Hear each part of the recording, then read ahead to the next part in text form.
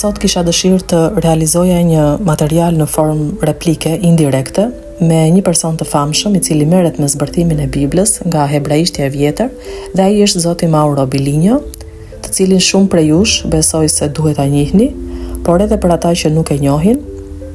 Mauro Bilinjo ka shumë materiale në internet dhe sidomos nga kanali i tij zyrtar, ku ju mund të hulumtoni edhe vetë ta njihni më shumë në studimin dhe tezat e tij mbi përkthimet biblike. Dhe dihet se ai është një kundërshtar i rrept i asaj çka thuhet në Bibël, për shkak se teologët kanë bërë interpretimet e tyre përkatëse për tema që nuk kanë arritur t'i përkthejnë ose t'i kuptojnë si duhet, dhe si rrjedhoi i kanë përcjell ato gabime edhe në popull.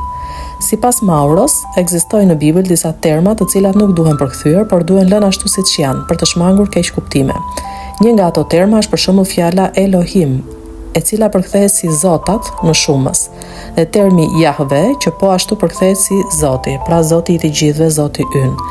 Ndërkohë që ai pretendon se Jahve ishte Zoti vetëm i Izraelitëve, dhe se Bibla, që të gjithë njohim si librin e Zotit, në fakt është, thot ai, libri i Izraelitëve, i vetëm një populli dhe jo i gjithë botës.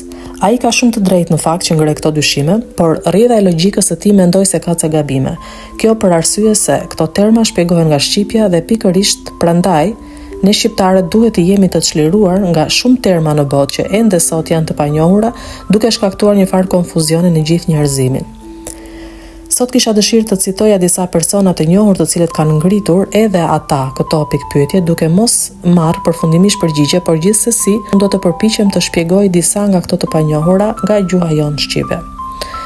Ju tashmë më keni dëgjuar të them se çdo gjë vërtetet rreth ndërtimit dhe funksionit të trurit human, dhe çdo artefakt apo dëshmi antike na lidh pikërisht me modelin e trurit ton, por ne jemi të pavetëdijshëm dhe nuk e kemi kuptuar ende këtë.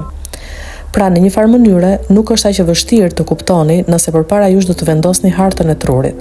Dhe pikërisht këtë histori apo manual të ndërtimit të trurit rrëfen Bibla, gjithashtu edhe Kurani.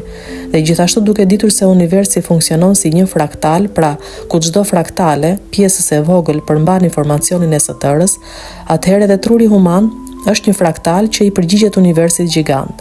Pra dua të them se nëse shihni formimin e trurit human, keni kuptuar edhe si funksionon universi.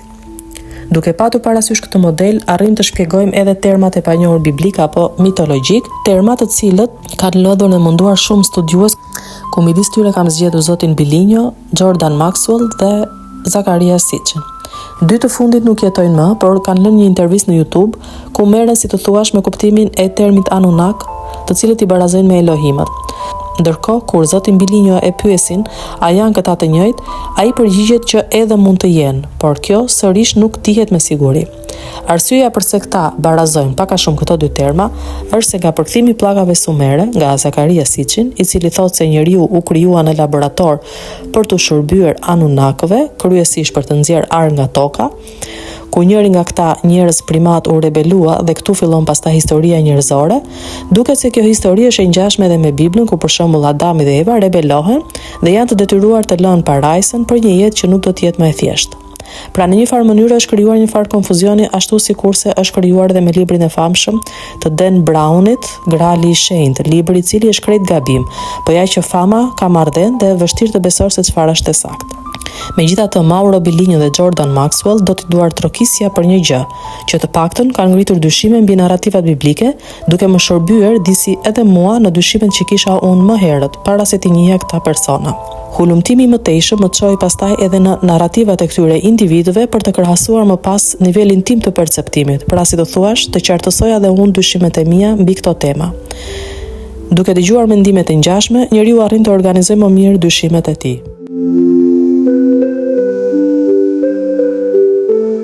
Të kthehemi tani në temën tonë, pra t'i shpjegojmë zotit Bilinjo dhe fansave të Jordan Maxwell dhe Zakaria Sitchinit se si qëndron e vërteta në historinë njerëzore, vërtetë e cila është trajtuar shumë saktë në Bibël, por jo e qartë për mendjen tonë racionale. Si fillim, unë gjithmonë dua të theksoj se Bibla nuk flet për histori horizontale, pra ngjarje nga njerëz të prekshëm, por flet për ngjarje vertikale, të rënies së energjisë në materie, pra të materializimit të energjisë kozmike, ose thënë më thjesht të zbritjes së Zotit në materie, pasi e la çdo gjë gati. Pra pasi e inskenoi të gjithë krijimin e vet. Pra ta ashtu quajtura ngjarje biblike nuk janë ngjarje reale historike të prekshme nga dora e njeriut. Deri në kapitullin zbulesa, njeriu ende nuk është shfaqur. Prandaj është quajtur imoral në Bibël apo edhe çdo lloj konflikti në të që nuk përbën sens, pasi Zoti është mëshirshëm, e në fakt në Bibël, sidomos Testamenti i Vjetër, nuk rezulton të jetë ashtu. Pra ky moral nuk është morali që perceptojmë sot në njerëzit me ndërgjegje të vetë të dijusuar ose të materializuar në organin që i quajmë tru. Unë jam i sigurt se klerikët vetë ngecin po ti pyesësh pse ka kaq shumë dhunë në Bibël. Në një intervistë që Mauro Bilinjo ka lënë në YouTube, shpjegon se Bibla nuk flet për gjithë popujt, por vetëm për popullin e Izraelit, i cili ju besua një patriarku që quhet Jakob, që më vonë u quajt Izrael. Pra nga Jakob ju ndrua emrin në Izrael.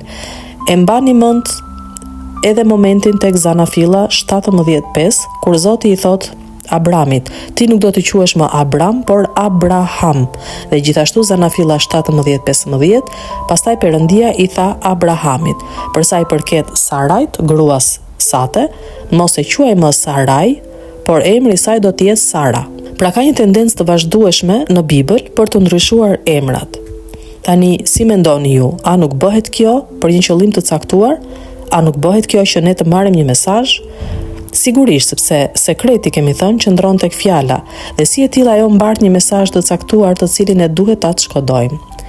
Tani ne njerëzit, ne publiku domethënë, nuk shohim ose nuk kuptojmë me vëmendjen e duhur mesazhin që përcjell emri i ndryshuar.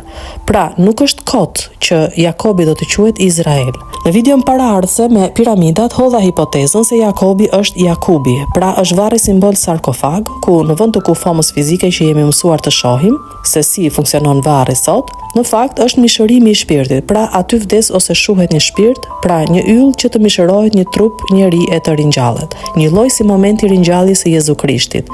Pra, momenti i ringjalljes së Jezu Krishtit na tregon pikërisht se si ka lindur njeriu i parë, dhe njëkohësisht se si dielli ngjitet në qiell. Pra, ai vdes, shpirti vdes, dielli vdes për të ringjallur ai në qiell dhe trupi në tokë. Kjo, kam thënë, ka ndodhur vetëm një herë. Kjo nuk ndodh më sot, që të kuptohemi, sepse njerëzit tani riprodhohen në çift, dhe kjo mënyrë nuk është më e nevojshme. Ne tani funksionojmë sipas ligjit, për të cilin flitet tek Romakët 7.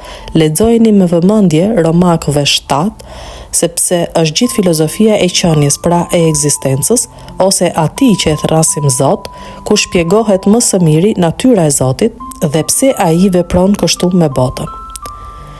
Pra t'i rikthehemi edhe një herë Jakobit, që do të quhej Izrael. Pra, Jakubi baras Izrael.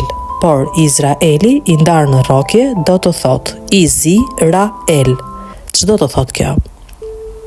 Këtu na vjen në ndihmë algoritmi simbolik që na la i madhi Petrozhei. Në emrin Izrael ose anagram Le Arzi, ku pak a shumë përfytyrojmë të njëjtin kuptim, kemi qartësimin se do të thot ylli i zi që leu ose që ra. Se kur bie, ti lind. Kur një yll bie e shuhet, ai lind në një trup ose foshnjë, duhet të bjerë nga barku i nënës që të lind. Pra rënja tregon lindje. Me simbole do të kishim rrethi i zi dhe një shigjet për poshtë, që nuk është veç se ylli ose dielli i zi, ra, ku me rrethin e zi ne do të kuptojmë lëndën, materien, pra tokën. Pra Izrael do të thot toka ra ose lindi, pra toka u formua. Pra Jakubi bëhet tokë, pra varri ku bie shpirti është toka. Toka është varri ose shpella ku vdiq e u ringrit Jezu Krishti, që nuk është veç se dielli ynë. E me që dielli është vetë shpirti, sole, soul, syni, seni e të tjera, atëherë ky shpirt vdiq dikur në materje, në lëndë, në tokë. Toka është shpella kur i ngjallen shpirti dhe trupi, por shpirti ngjitet si shqipojnë lart e trupi me mendjen e tij tru dinake, ashtu si gjarpri, manifeston fjalën e shpirtit të vet. Nderuar Zoti Bilinjo, ju e shkodoni Biblën nga hebraishtja dhe greqishtja e vjetër me të drejtë, sepse ato janë gjuhët zyrtare për shkodim, por ju nuk e dini se para tyre ka ekzistuar një gjuhë tjetër. Ajo e ashtu quajtura para kullës babeliane, dhe thuhet se ajo gjuhë nuk është dokumentuar dhe pikërisht për këtë nuk merret parasysh. Është gjuhë proto-sanskrite, proto kështu e proto ashtu, por ajo ka një emër dhe ajo është shqipja. Ju keni një metodë në studimet tuaja të cilën unë e zbatoj. Bëj sikur, gjithçka lexohet shqip. Kështu bëra edhe unë, ndoqja këshillën tuaj, lexova Biblën, sikur emrat apo termat flasin shqip. Dhe e dini se ç'doli prej saj? Bibla flet për fizikë kuantike dhe jo për njerëz real. Pra, Zoti Bilinjo dhe shumë që mendoj si ai, kumidis tyre kemi edhe figura të shquara shqiptare, si për shembull piktori filozof me shumë vlera për Shqipërinë, si profesor Zoti Gazmen Leka, i cili me sa kam dëgjuar në për intervista i mëshon narrativës së Zotit Bilinjo se na kanë fabrikuar alienët, gjë të cilën absolutisht nuk e pranoj, vetëm për faktin se kemi gjuhën që na i thot hapur sekretet e shekujve me radhë. Pra, zakoni ndryshimit e emrit nga një emër fillestar origjinal në një emër tjetër nuk tregon veç se ndryshimin e procesit kozmik dhe siç ju kam thënë edhe të funksionit ose të ndërtimit të trurit ton human si shtëpia e ndërgjegjes ose si harta territoriale ku vepron ndërgjegja. Dhe kështu narrativa biblike vazhdon pastaj me ato që populli i Izraelit ju besua Jakobit, që mori emrin Izrael. Pikërisht se njeriu, pra trupi fizik, tashmë ju besua planetit Tokë. Tani, dikush akoma do t'jetë konfuz ose i paqartë në atë që desha të thoja. I dashur dëgjues, ti duhet të kuptosh një herë e mirë se në Bibël nuk flitet për një popull të veçantë e aq më tepër për një popull të zgjedhur, si ai që ndër shekuj ka bërë viktimën. Diku e kam shprehur se në Bibël tek Zbulesa 17:8, bisha që pe ishte dhe nuk është, dhe do të ngjitet nga humnera dhe do të vejnë në përhumbje. Dhe banorët e dheut, emrat e të cilëve nuk janë shkruar në librin e jetës, që nga krijimi i botës, do të çuditen kur të shohin bishën që ishte dhe nuk është, ndonse është. Thot ky varg.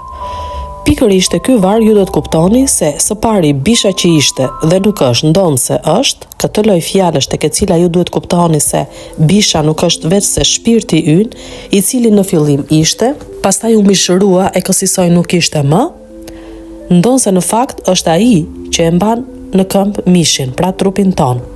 Dhe së dyti kryesorja për çka ju fola se ky varg e thot qartë se asnjë banor nuk e ka të shkruar emrin në librin e jetës, që është Bibla, dhe që është gjëja kryesore të cilën ju duhet ta kuptoni me do e mos se asnjë popull nuk është përmendur në Bibël, por emërtimet aty janë krejt tjetër gjë, janë thjesht procese. Këta emra nuk janë emrat e popujve që ju njihni sot si të tillë, përkundrazi janë terma që nëse shpjegohen të ndarë në rroke nga shqipja, do të kuptoni se bëhet fjalë vetëm për procese ose emërtime të funksionit të trurit në univers dhe trurit human gjithashtu.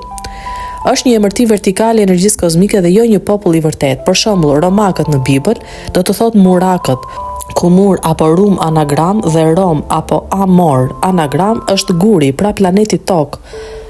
Është thjesht muri planeti Tokë, i cili është guri që ruan shpirtin, më saktë trupin fizik, për të bërë të mundur manifestimin e shpirtit ton, se gur ka plot në kozmos, por Toka është guri që e ruan apo pasqyron jetën fizike të një shpirti, që quhet njeri.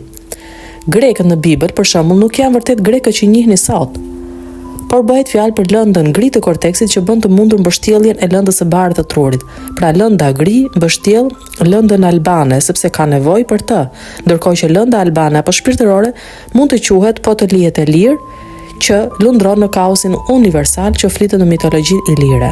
Maqedonasit lidhen pastaj me hënën, e kështu kuptoni pak a shumë se ta është quajtur popull të Biblës nuk janë popull, por përkatësi ose procese kozmike. Mund të duket pak e vështirë, por kjo është ajo, ose më saktë ky është sekreti që ka ngatruar një botë dhe mbi të cilin janë ngritur popull dhe histori, pra është krejt gabim. Po kështu, siç tham, Izrael është ylli i zi, pra Toka, Jeruzalem është aty ku ruhet zëri që lind, Jeruzalem. Ose anagram, Malëzura, Mali sy ra, që është dielli. Dielli është mali sy. Këtë emër e gjeni edhe tek emërtimi i fesë islame, që do të thotë malsi, pra anagram bën mali sy, dielli, sepse përbën majën më të lartë për njerëzit e tokës, duke parë nga poshtë lart, dhe ku fjala sy plotson fjalën san, sun, syn, e shkruar pra pikërisht me sun, me fjalën e shqipes sy. Pse? Sepse përmes diellit rrethi i bardh shihet pupila ose populli i tij që është toka ose pjesa e errët e syrit, pra e diellit. Shihet syri i zi ose ylli i zi, ose Izraili, pra Izraeli, ra ylli i zi, toka. Pra në fjalët Izrael dhe Jeruzalem bëhet fjalë thjesht për diellin dhe tokën. Dielli prandaj quhet dy ylli, sepse është dysh, janë dy yje ose dy diej, i bardhi dhe i ziu, dielli dhe toka, dhe të dy së bashku përbëjnë malin sy, i cili në një farë mënyre i ngjan formën si një piramide, ku maja është pira, bira, vira, biri, djali, dielli, dhe baza, buza, vaza, vajza, veza, ose buza, goja, gjeja, geja, gua, gjua, është toka. Dhe ku zogu i kësaj veze, apo baze, është njeriu. Kjo mund t'jetë një nga arsyet pse në përmite dhe legjenda, por edhe në Bibël, zogjt kanë një rëndësi të veçantë, por këtë do ta shpjegoj në një material tjetër.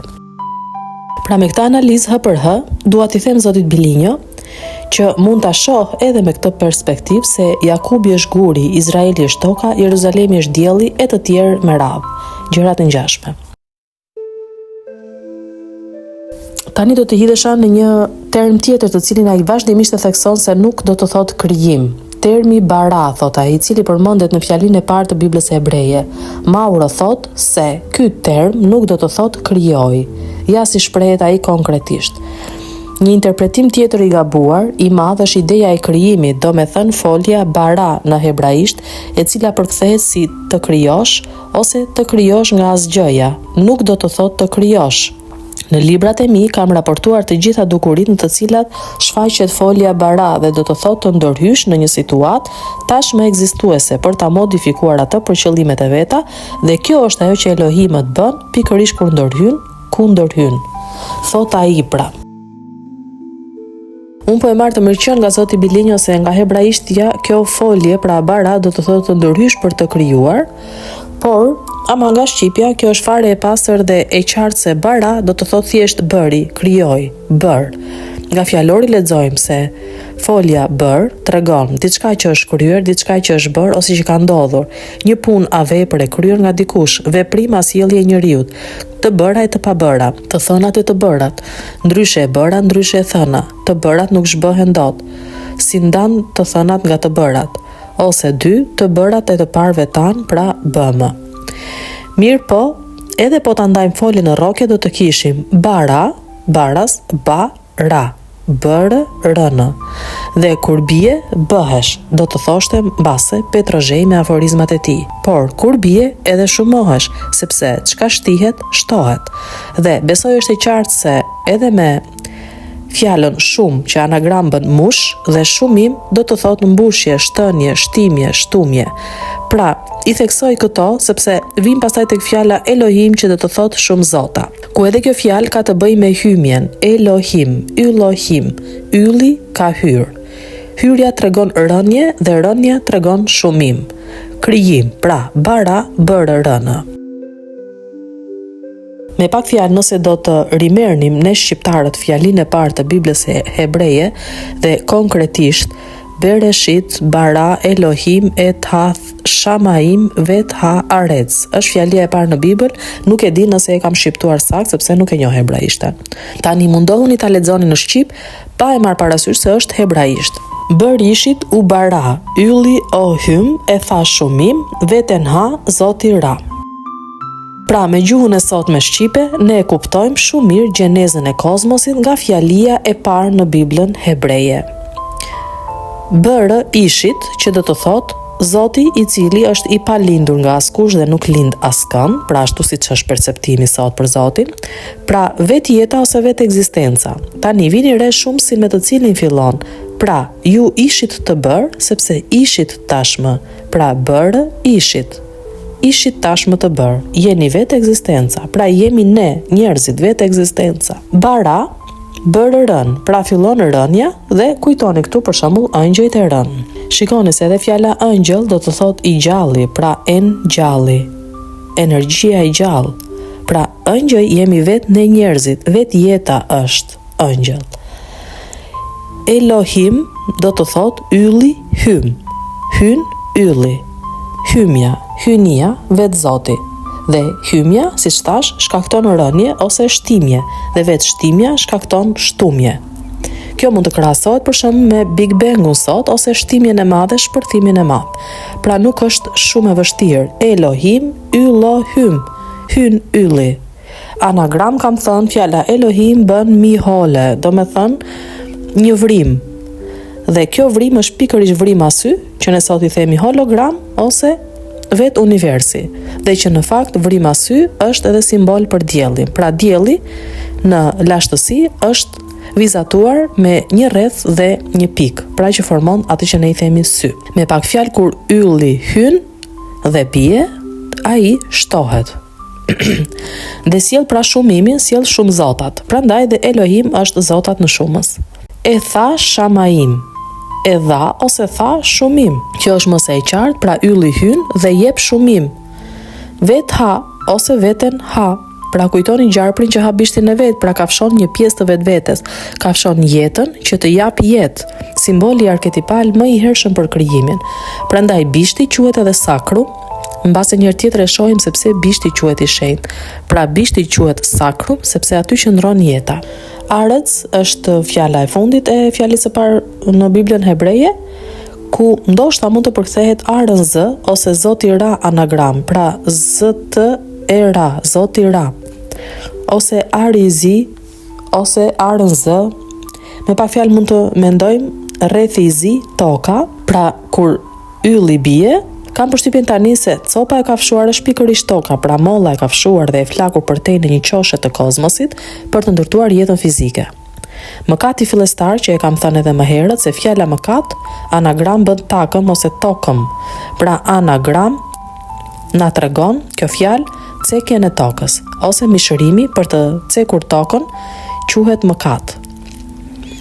Dhe jo se është mëkat faj i rënd në vetvete, por se ky mëkat do të mbarte me vete një dhimbje apo mundim të madh për njeriu që mban mbi shpatulla këtë barë të rënd. Ja shihni tani se si fjala nxjerr fjalën dhe nga fjala bara kemi dhe fjalën barë. Pra ajo që u bara, u ba edhe barë. Tani të mos i thuash fjalës bara hebreje bër krijuar, nuk e di zoti Bilinjo, por mendoj se duhet të ktheheni një herë syt nga shqipja. Pra i dashur dëgjues dhe ju zoti Bilinjo, fjala Elohim do të thotë shumë zota, që në fakt jemi të gjithë në njerëzit së bashku, që vim nga një zot i vetëm që ishte dikur. Pra ne nuk duhet të mendojmë se fjala Elohim janë disa entitete të ndara të veçuara nga ne, në fakt jemi thjesht vetë ne. Pra një është i parë, ati që ne i themi Zot, ra për të krijuar, për të shumuar, për të arritur gjendje fizike që njohim edhe sot. Ne jemi shëmbëltyra e njëri tjetrit, shëmbëltyra e vetë Zotit ose vetë Zoti. Prandaj ne i thrasim njerëzit Zoti dhe Zonja filan. Nga ana tjetër fjala bara në shqip, përmes homonimis, që na ka mësuar i madhi Petrozhej, përftojmë bar, bir ose biri bëri, krijoj. Pra biri që është djali ose dielli, ose krishti ose gjëndra pinale në trurin ton, është pikërisht mundësuesi i krijimit të botës, pra i perceptimit të saj me sy të lirë. Prandaj fjala bardh dhe bir kanë një kuptim kaq të përafërt, sepse e kanë origjinën në simbolin e rrethit të bardhë të zi njëkohësisht që është Zoti. Zoti rrethi i bardh bëhet rrethi i zi, shumimi dhe krijimi vet. Syri kozmik që sheh gjithçka ose syri ku mund të shihet gjithçka, të cilët indianët i thonë akasha, akashe, aty ku po shihet, pra i gjithë universi. Pra kodi i fshehur në këtë fjali se si ka ndodhur veprimi fizik kozmik i parë zana fillor jepet përmes gjuhës shqipe. Pastaj se hebreu i thot kësaj fjalie, pra e përkthen, në fillim Zoti krijoi tokën dhe qiellin, sërish ai nuk është gabim, por është pak më poetike si fjali, ndërkohë që ne flasim fizikën kuantike. Pra gjuha shqipe të thot pikërisht se çfarë ka ndodhur me grincat në shpërthimin e madh. Po thuaj në çdo fjalë të huaj ky fenomen ndodh. Ju merrni një fjalë të huaj, ndajeni në rrokje dhe merrni kuptimin nga shqipja. Pastaj se i huaj ka një tjetër perceptim për atë fjalë, kjo nuk është as pak gabim, por ti do të kuptosh edhe më qartë pse ajo fjalë ka atë kuptim që ka në gjuhën e huaj. Ose më saktë përforcojmë kuptimin atij veprimi. Për shembull marrim fjalën e vërteta. Në anglisht do të thotë true. Në shqip tingëllon si truri, organ, por edhe 3 si numër. Në greqisht e vërteta është alithja, që në shqip do të thot a lidhja, pra e vërteta është e lidhur, dhe tani i bëjmë bashkë të gjitha këto kuptime, ose të gjitha të vërtetat në këto gjuhë dhe kemi e vërteta është truri, kjo e vërtet është e lidhur ose e thurur. Me që toka është truri i vogël i universit, korteksi, kortoksi, korja e tokës, dhe lithja ose lithios që do të thotë shkëmbës e gur nga greqishtja, atëherë përftojmë kuptimin se guri është i lidhur. Pra, e vërteta është guri dhe guri është i lidhur ose i thurur, i bërë tokë ose togës nyje, ose i bërë komb në një qoshe të universit që të na bëhet e mundur jeta fizike. Pra ky është kuptimi për fjalën e vërteta në përgjithësi nga këto gjuhë që unë mora në konsiderat.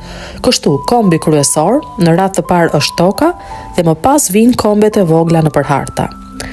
Toka është lidhja ose beslidhja ose arka e leancës, të cilën Zoti ja premtoi Abrahamit dhe pasardhësve të tij si trashëgimi, ku pikërisht duhet të kuptoni se nuk është një copë harte në tokë që orvaten ata populli i ashtu quajtur i zgjedhur, edhe sot përmes luftrave me gjak për ta fituar, por është i gjithë planeti tokë. Abrahami është gjarpri që ha vetveten, pra është vetë Zoti që ha vetveten, që ha jetën për të sjellë në jetë një shumicë kombesh, sepse është i vetëm.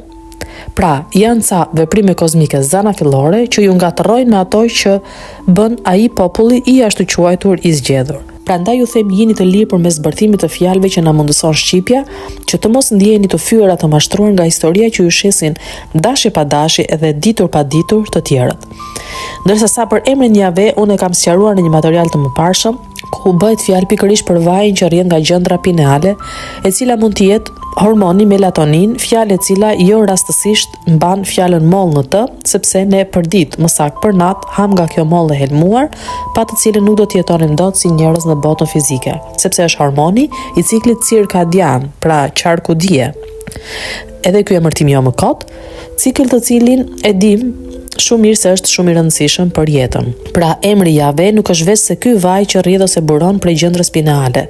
Dhe prej kësaj mendoj unë se në greqisht fjala Kristos për Krishtin do të thotë i vajosuri, pikërisht sepse gjendra pineale vajoset për natë për të kryer të cikël.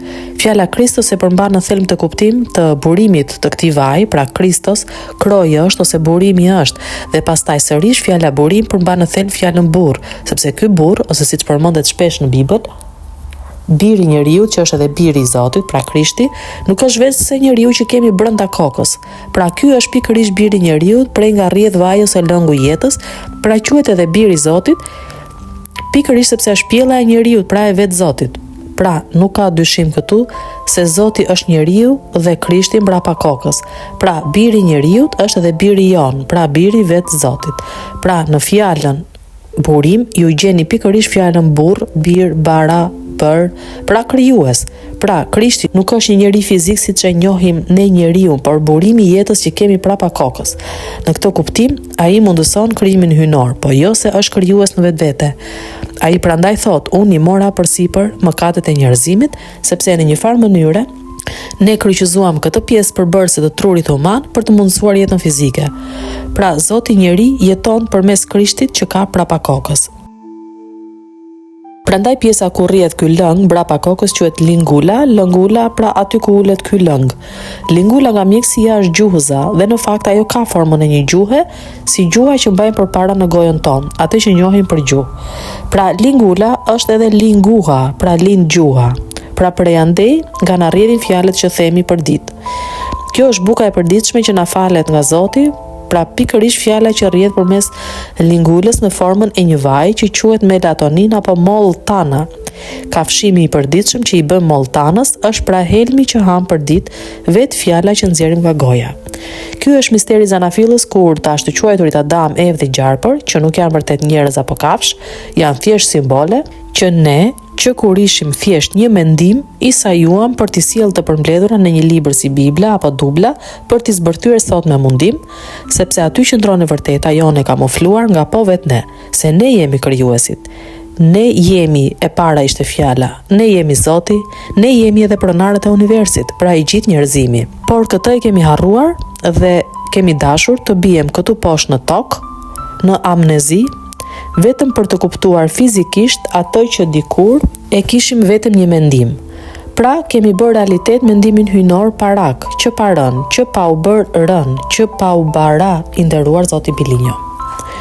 Pra, në fjalinë e parë të Biblës e Hebreje, e lexuar qartë në shqip, ju kuptoni komplet shkakun dhe arsyen e nisjes së krijesës apo krijimit. Përishit u bara, ylli o hym, e tha shumim, veten ha, Zoti ra. Tani vim në një fjalë tjetër që është emri Elion, të cilin Zoti Bilinjo e sjell nga Bibla e Hebrejve, ligji i përtërir ose Deuteronomi. Elioni ishte caktuar për të zbatuar detyrën e përcaktimeve të zotëruesit të popujve. Për shembull, thuhet aty Javesi ishte caktuar familja e Jakobit. Midis të tjerave Mauro thot se në hebraisht fjala Elion do të thotë ai që rri lart. Domethënë, sipas Zotit Bilinjo, Elioni, komandanti i të gjithëve, ai që rri sipër të gjithëve.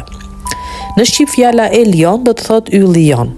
Dhe ne e dim se ylli që rri lart është dielli ynë. Bëhet fjalë pikërisht për diellin, ai është dielli jon, ylli jon. Edhe grekët këtë fjalë kanë për diellin, Helios, sikur nuk është rastësi që ai që rri lart, që është ylli jon, është edhe dielli, apo jo? Perceptimi se ylli ton është caktuar detyra për të ndarë ose gjykuar popujt siç flitet në Bibël, nënkupton atë që ne kalojmë përmes diellit për të mbërritur në tokë. Pra shpirti ynë më saktë kalon përmes kësaj ngushtice, unaze ar, që quhet diell për të mishëruar në tokë. Pra në një farë mënyre, në diell bëhet gjykimi për të mbërritur në tokë. Kjo duket pak e komplikuar, por për këtë flitet në Bibël. Kalimi i pikës së ujit apo vesës për të kondensuar, pastaj në tokë për të rifilluar shpirti jetën e re fizike me trup dhe me mendje. Kjo jemi ne në fund të fundit, dielli brenda nesh, pastaj është epifiza, pra epifiza, fiza që rri sipër. E ky diell brenda nesh në fakt është Krishti që kemi prapa kokës. Ky Elohimi apo ky Elioni, Zoti Mauro Bilinjo, është Krishti vet. Pra, gjëndra jon pineale ose dielli në qiell, për të cilin foli edhe Ezekieli ose Ezeqieli, është zëri i qiellit. Në Bibël edhe ky një kapitull. Karrët e zjarrit të cilat përmendni ju Zoti Bilinjo, nuk janë veç se yjet, dijet apo kometat e zjarrta në qiell, koha kur planeti ynë ende nuk ishte ndërtuar. Po atëherë nga i dim ne këto? Po ne i dim se ne jemi mendim në fundit, dhe ky mendim kështu e ka stiluar botën. Pastaj ju thoni se zanafilla e Biblës u kopjua nga sumerët, të cilët kishin për Zot si më të lartin Anun, që do të thotë po ashtu i larti, një lloj si Elioni. Por Anun në shqip do të thotë ata që janë. Pra ne zotat jemi ata që janë. Prandaj quhemi edhe më të lartit, por kur ishim shpirtra, ishim më të lartit. Tani kemi zbritur dhe nuk mbajmë mend asgjë nga psikologjia jonë. Dhe kështu po të vazhdoj, unë do të nxjerr pafund tituj e emra në Bibël që flasin vetëm shqip. Unë kam zbatuar fjalën tuaj Zoti Bilinjo. Bëj sikur Bibla flet shqip. Dhe e dini se ç'del prej kësaj? Del e gjithë e vërteta njerëzore në shesh. Duke e bërë këtë, ne kuptojmë se kemi folur për veprimet kozmike që sollën jetën dhe për proceset biologjike që ndërtuan trurin ton. Ne nuk kemi shok, pra jemi vetëm në univers. Ne jemi të gjithë zotër, prandaj fjala Elohim është në shumës, prandaj dhe Bibla dhe Kurani flasin në numrin shumës, të cilin këta duan të na interpretojnë si pluralis majestatis, pra shumësi i madhështisë, që shpesh përdorin mbretërit apo perandorët. Pra, kjo është e vërteta që fshihet në Bibël, që ne vetë kemi shkruar. Ne vetë kemi shkruar për veten tonë, pra për vetë Zotin. Pra e kemi shkruar me simbole. Gjuha parake në fund të fundit është gjuha e simbolit dhe kjo vazhdon të jetë ende e dukshme në shoqëritë sekrete të cilat ende merren vesh me simbole. Por për këtë do t'ju sugjeroj të lexonit më mirë Petro Zhejn, Zoti Bilinjo, dhe aty do të kuptoni shumë nga gjuha jonë. Ne jemi krijues të vetvetes dhe po ashtu do të jemi deri në fund shkatërruesit e vetvetes, sepse kjo është natyra jonë, thjesht kështu jemi. Kështu nuk ka kuptim të themi se na kanë fabrikuar, por ne kemi fabrikuar vetveten, sepse ne jemi Zoti dhe Zoti është një. Pra nuk ka të dytë. Po të kishte të dytë, prap një do të ishte, se kështu funksionon matematika dhe fizika. Burimi i botës është vetëm një pikë, e nga ajo pikë kemi dalë të gjithë. Vazhdon ai pastaj të thotë se ne jemi fabrikuar nga Elohimët, nga materiali tyre gjenetik që në hebraisht quhet selem. që do të thotë ajo që përmban imazhin, që ne e dim, thot ai, se ajo që përmban imazhin është ADN-ja. Fjala celem, thot ai, vjen nga fjala salam, që do të thotë të presësh. Me pak fjala i mendon se kjo pjesë e ADN-s së Elohimve, e një prej tyre, u pre dhe u fut tek brinja e Adamit dhe më pas prej kësaj brinje tashmë në materialin gjenetik të tyre prodhuan Evën. Nuk jam dakord. Celem anagram bën mal Zot, mali Zot ose maja Zot, ose malsi, mali sy. Pra është një nga ato simbolet masoni që shihni kudo. Mali sy nuk është veç se dielli ynë, sepse syri është san, dielli dhe maja mali. Maja e malit si më e larta. Pra ai që rri sipër nesh, që ju e thatë më parë Elion. Fakti që kjo fjalë do të thotë të presësh nga hebraishtja, përkon me faktin që kjo prerje ndodh pikërisht në majën sy që ne i themi diell, sepse nga dielli e poshtë, pra nga dielli në tokë, ndodh materializimi i shpirtit, ndërsa nga dielli e lartë është ajo që ne i themi ende shpirt. Pritet ky sy, pra dielli që ne të shohim.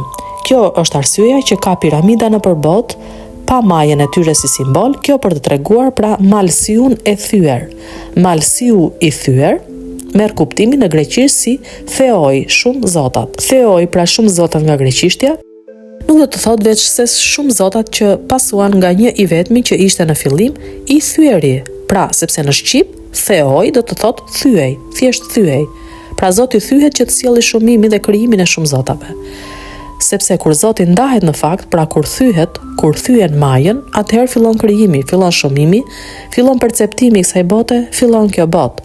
Pra, as grekët vet nuk ja din kuptimin fjalës së tyre theos, theoi, të thyerit. Prandaj Homeri shkroi një libër me titull Ndarjeje, Iliada, ylli andar, për të thënë se Zoti u nda, dhe kur Zoti ndahet, shumohet, krijohet. Pra Homeri ka thënë saktësisht ylli u nda. A e dini ju, Zoti Bilinjo, se kur ndahet dielli me tokën, bëhet e mundur jeta e njeriut me trup fizik? Pra, pa këtë, pa krijimin e një fushë elektromagnetike, njeriu nuk mund të jetojë dot. Është pikërisht kjo ndarje që ja bën të mundur njeriut jetën në tokë. Po ne njerëzit i kemi marrë të mirëqenia këto ngjarje kozmike dhe jetojmë sikur këto të ishin gati më parë. Kemi harruar se janë dashur miliona vite që ky sistem të krijohet.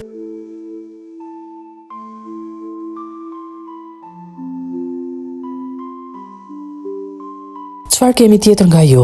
Ju thoni Anunnaki është termi që korespondon me fjalën Elohim dhe thoni Anunnaki është Anuna ose Anunnaki, sepse ki do të thotë toka. Dhe është në gjuhën sumere. Në gjuhën semite lindore, pra asiro-babilonisht, termi është Ilu, Ilu, Ilanu.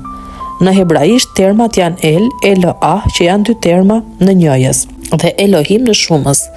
Pra ju thoni në një farë mënyre se Zoti është quajtur me këto terma në gjuhë të ndryshme semite.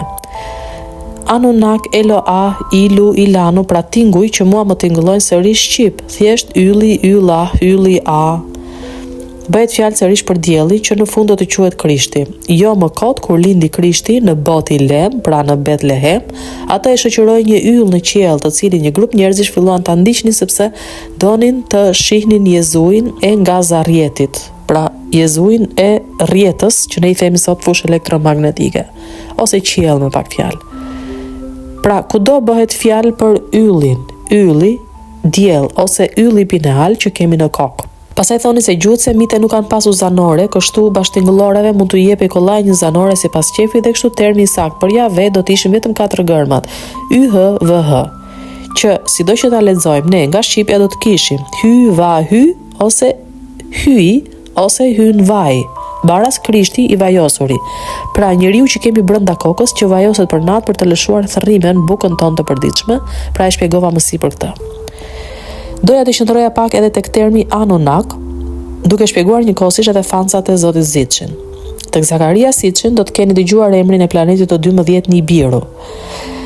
Nga shqipja fjala Nibiru do të thotë Nibiru, një bir un dhe një vrim un. Dhe këtu kemi kështu pra të dyja kuptimet, pra një biri ose djali dhe një bir ose vrim ose unaz.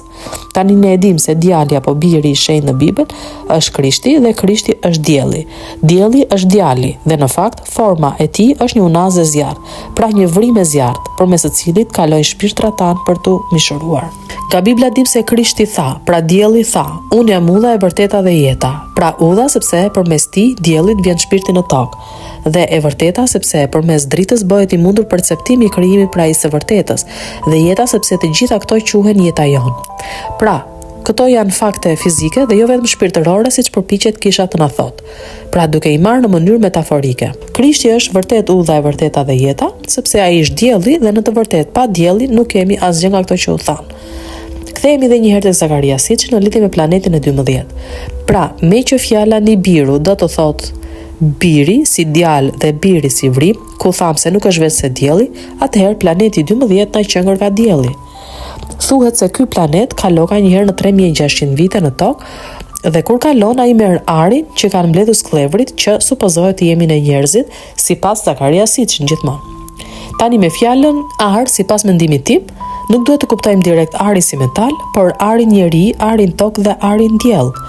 Pra, nëse bëjmë një analizë të thjeshtë të fjalës ar, do të kishim ar, ara, toka, ar, rreze ari ose rreze dielli dhe ar si arsye, sy ar. Pra, ari me sy që është njeriu që kemi mbrapa kokës. Dhe gjithashtu njeriu vet, sepse njeriu është arsye në fundit. Pastaj vjen kuptimi për arin metal si metali më i çmuar që është prodhimi i bashkimit të tokës dhe diellit në një farë mënyre. Pra, se ari është diell, tokë dhe njeri dhe se të treja këto janë shumë të çmuara, pa merr edhe ari metal kuptimin e pasurisë materiale më me vlerë që mund të ketë njeriu sot. Ndërkohë që anagram fjala ar bën ra, ku mund të kuptojmë lehtësisht se ari ra, pra drita ra, njeriu ra, toka ra. Pa rënë këto, nuk krijohet bota jonë fizike. Pra nga gjithë kjo ne kuptojmë se në pllakat sumere na shton se Nibiru pra dielli na sill ka se na merr ka një herë në 3600 vjet arin. Pra besoj unë njeriun ose më saktë arsyen. Pra mendoj se një herë në 3600 vjet ndërron arsyetimi për botën. Pra mendoj se ndërron perceptimi ose mentaliteti ose bot kuptimi njeriu për botën e vet.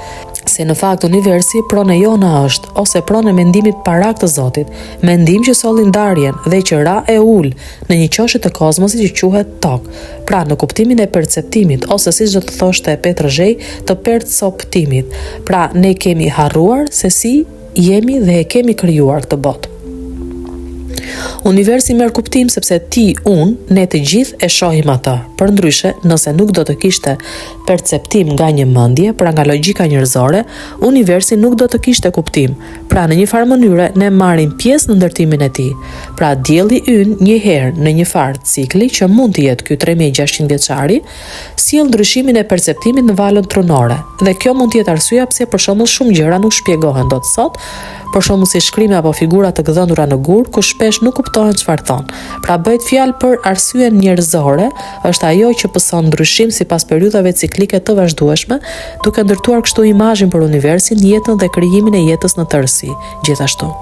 Pra ka mundësi që cikli 3600 vjeçar të sjellë një perceptim të ri ose një botë kuptim të ri për njeriu. Për shembull, një fëmijë e sheh botën ndryshe, por akoma më ndryshe e sheh një njeri moshës së tretë. Fjala tjetër sipas Zakaria Siçit ishte fjala Anunnaki, që është kuptuar si ata që vijnë nga qielli, ku An është qielli dhe Ki toka. Pra kemi fjalët qiell dhe tokë. Fjala Ki është pak a shumë e ngjashme me fjalën Ku të shqipes si përemër pyetës për të treguar ose kërkuar vendin, ku. Dhe me që ka të bëjë me vendin, atëherë ka kuptim që Ki baras me tokë. An janë të ardhurit nga qielli, janë pra Anunnaki, janë uni nga toka. Pra janë uni ose arsyeja ose logjika e tokës. Dhe arsyeja e tokës është thjesht logjika racionale me të cilën udhëhiqemi në jetën toksore që përkon me korteksin njerëzor dhe si dubl apo kopje në trurin e vogël që quhet cerebel. Ndërkohë Anunnak anagram bën kanuni, pra ligji. Pra ligji ose logji, logjika. Pra, a e kuptoni se Anunnakët janë thjesht si të thuash perceptimi që duhet të kemi për njerëzit e parë si njerëz të formësuar me logjik, ligj apo kusht ky që i duhet qenies njerëzore për të jetuar dhe funksionuar në tokë. Po, a nuk e dini o vëllezër, sepse unë flas njerëzve që e njohin ligjin, se ligji ka pushtet mbi njeriu për sa kohë ai rron se ligji ka pushtet mbi njeriu për sa kohë ai rron, që do të thotë logjika racionale ka pushtet mbi njeriu për sa kohë njeriu me trup është. Pra Anunnakët mund të jenë për shembull si emërtimi pellazg, pra njerëzit e pellgjeve, pra njerëzit e deteve, si njerëzit e parë në tokë, prej nga kanë origjinën të gjithë njerëzit pa përjashtim. Është e kotë të themi se një popull është më i lartë se një tjetër, sepse kur mendimi vdiq apo ul në tokë, tregon se ai ul një herësh në të gjitha farat e para njerëzore. Figurat njerëzore që shihni në pllakat sumere dhe jo vetëm nuk janë veç se simbole që lidhen me formimin e trurit, manualin e ndërtimit të cilit e gjejmë të shkruar në Bibël në mënyrë precize shumë të saktë. Pra Anunnakët janë njerëzit e tokës, kur ata janë, pra janë ata të tokës, kur ata janë Nunnakët. Pra kur ata janë të prekshëm dhe me që anagram janë edhe vetë ligji, tregon se eteri në kaos u përmblodh në një ligj që është vetë njeriu me trup dhe me logjikë racionale. Kjo për të vetmen arsye që të pasqyrohen në veprim ose manifestim dija e Zotit kur ishte ende një parë në tokë. Pra me fjalën e birë ne do të kuptojmë diellin ose gjendrën pineale të njeriut njëkohësisht. Dhe Anunnaki janë uni i tokës dhe ligji për ruajtjen e arsyes së logjikës njerëzore. Vini re se fjala Nibiru anagram bën Uribin, në ur bin ose në ur bie i riu, piriu, pra njeriu, ku ura është rruga diell tok, ose në trurin human vet lingula, ulja e lëngut gjuha, ose po të shtojmë një ke, marrim fjalën e Biblës kerubinët. Pra aty ku rrin binët ose ai që ruan binët, ata që bien, pra vetë qenien njeri, ku edhe nga anglishtja being do të thotë të jesh, tregon qenien vetë ekzistencën dhe që të jesh duhet të biesh. Dhe vim pastaj tek filozofia e Descartes që thotë se mendoj pra jam, ose pak me thelluar do të thotë ndaj në dysh, dyshoj se jam, prandaj edhe jam, dhe kur ndahesh në dysh do të thotë edhe të biesh. Ndarja, ndyrja në dy je. Po të lexoni në Bibël mbi fjalën kerubin do të shihni se bëhet fjalë për arë që nuk është veç se dielli dhe toka së bashku ose veç e veç.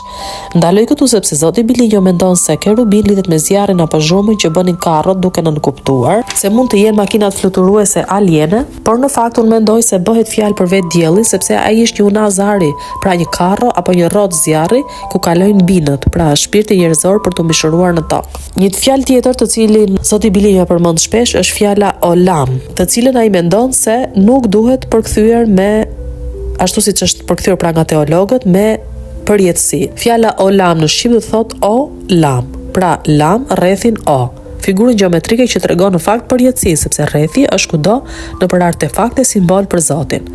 Pra kur ne e lam përjetësin fillon ndërtimi i botës. Pra lam atë që formuam në fillim, lam përjetësin për të ardhur në tokë, pra për të vdekur ose më saktë për të kuptuar ç'është vdekja. Pra është piramida në një farë mënyre. Pra lam maje dhe zbritem në tokë. Tani ky mal në fakt në mënyrë simbolike është dielli ynë. Pra dielli është maja dhe baza e malit është toka. Maja është një e vetme, ndërsa toka është shumimi, dhe vim sërish tek fjala Elohim që do të thotë shumë Zota, pra shumimi i Zotit brenda vetvetes, ku secili merr atribute të vetë Zotit një, por jo të tërën, por një copë të së tërës, pra secili pjesën e vet. Që të bindemi se kjo fjalë do të thotë mal, pra malin lam, ne duhet të kuptojmë se kjo botë ekziston ose rron pikërisht në sajt të kësaj ndarjeje, pra të ndarjes së tokës nga dielli. Pra në një farë mënyre diellin e pjell toka, por jo toka si planet, por guri më sakt, dhe kur ky zjarr largohet në një farë mënyre në një distancë kozmike nga toka, pra kur piqen kushtet e jetesës fizike në planet, atëherë dhe shumë zotat Elohimët zbresin për të jetuar si njerëz. Këta pra jemi vetë ne. Prandaj ky veprim në Bibël është quajtur malin lam, ose formën o lam, pra diellin ose unazën o zjarr lam, për të ardhur për të provuar shijen e vdekjes në tokë. Nga ana tjetër, për fjalën mal dëshmon edhe feja muslimane ose islami, ku vetë fjala islam, siç e thash edhe më herët, anagram bën malsi, pra mali sy, ku mali sy është mali diell. Pastaj siç e kam thënë, syri tek njeriu është syri i tretë ose syri i dritë, pra gjendra pineale epifiza. Prandaj teologu edhe e përkthen përjetësi këtë fjalë, sepse ne jemi vetë përjetësia, pavarësisht se duket sikur vdesin, por edhe thotë të mos përkthehet ose të mos kuptohet si përjetësi, sepse jeta toksore ka një mbarim, pra duket sikur nuk është e përjetshme. Herën e kaluar tharë se edhe fjala piramid, ku piramida në vetvete është një mal, një formë mali ka, edhe ajo do të thotë zjarri në mes, pra piramidi, zjarri që ndahet, na thotë se forma male e piramidës është simbol për zjarrin ose zërin ar, pra arsyen kolektive njerëzore që ndahet me zbritje në tokë. Pastaj nga homonimia që na la i madhi Petro Zhej, në qoftë se fjalën olam e lexojmë o lum, lumi o, atëherë do të kuptojmë se është ura që sjell lumin e gjallë për të cilën foli edhe Krishti. Unë do t'ju jap ujë të gjallë. Prandaj në një farë mënyre ky ujë i gjallë është edhe i përjetshëm, sepse uji është vetë jeta dhe ne jemi ujë. Pra ne jemi të përjetshëm, por këtu vim përkohësisht për të jetuar jo të përjetshëm, pra për ta perceptuar si është një ndjesi e tillë. Pra, desha të them se fjala olam perceptohet si përjetësi nga teologu, për arsye se fjala olam ka të bëjë pra me fjalën lum, dhe është lumi që rrjedh nga dielli drejt tokës, pra është lumi i gjallë, është vetë njeriu që vjen drejt mishërimit. Prandaj perceptohet në subkonsciencën e tyre si e tillë, pra përjetësi, sepse ne jemi vetë përjetësia, ne jemi vetë Zoti. Megjithatë ka shumë për të thënë, unë kam folur vetëm për Ciptas dhe i kam marrë vetëm nga pak të gjitha temat që përmend i nderuari Zoti Bilinjo, por për faktin se ai nuk di shqip dhe shumë nga këta studiues alternativ nuk din shqip, por megjithatë kanë shumë ndjekës, nuk arrin dot të perceptojnë kuptimin e vërtetë të termave biblik, mitologjik e të tjera me radhë.